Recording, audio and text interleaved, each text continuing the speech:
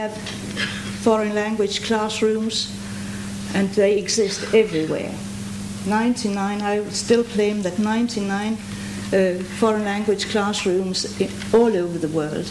A sign like this should be set up outside. You are now entering a foreign language classroom. Forget that you're normal.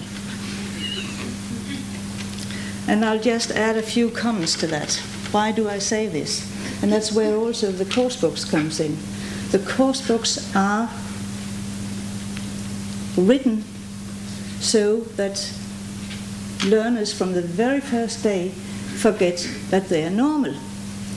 They enter into the foreign language classroom, and what happens? And let me just take an example from Denmark.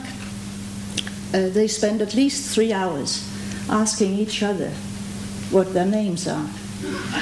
Now, these learners have known each other for 4 years, at the least.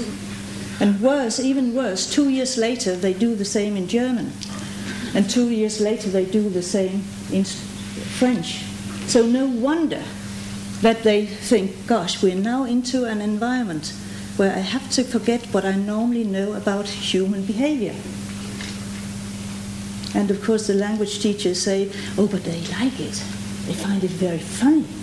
And now they can say something in English. I said, for heaven's sake, think of something else that is more relevant to them than asking each other their names.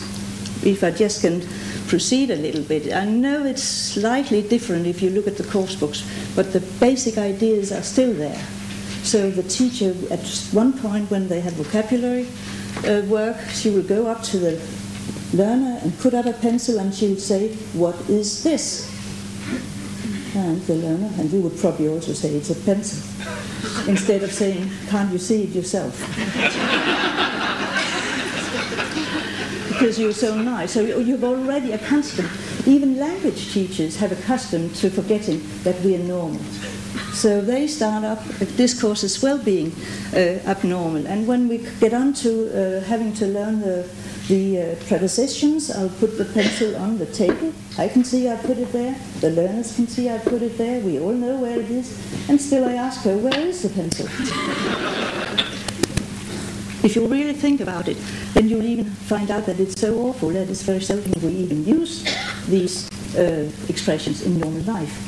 I can only think in terms of the vicar saying this is the bread and this is the blood in the church for Mass, or whatever it's called. Okay, so why is it that we still have this classroom?